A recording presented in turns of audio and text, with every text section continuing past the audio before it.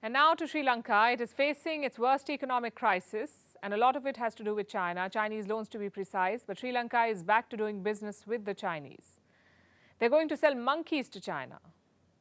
100,000 monkeys, because China requested for these monkeys. But why does China need them from Sri Lanka? And why is Sri Lanka selling them so willingly to the Chinese? Our next report has the answers. Recently, China approached Sri Lanka with a strange request. China said it needs monkeys, tens of thousands of them, supposedly to keep them in more than 1,000 zoos across China. And now, cash-strapped Sri Lanka is considering this request. Soon 100,000 Sri Lankan monkeys could be shipped off to China, and this would need some tweaking of laws. Because Sri Lanka bans the export of all live animals. So why are they making an exception for China? To make money, perhaps. How much money? That they won't tell. The financial details of this deal are not being disclosed. But it's not just about the money. Of course, it's a big incentive given Sri Lanka's economic crisis. Every penny counts. But Colombo also wants to be in the good books of China.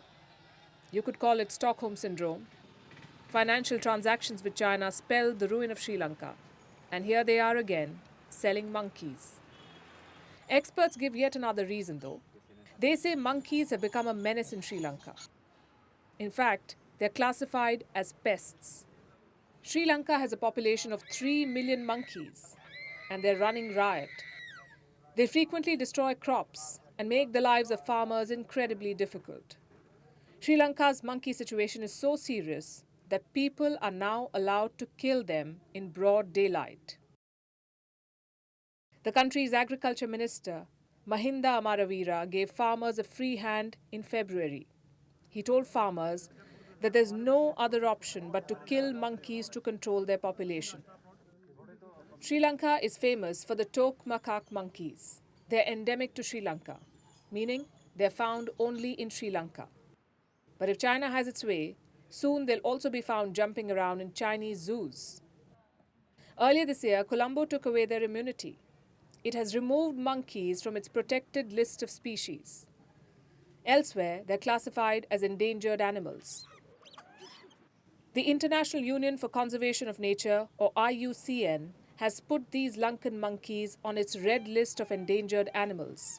But China says it needs them for zoos, and 100,000 of them. Here's another theory that's doing the rounds.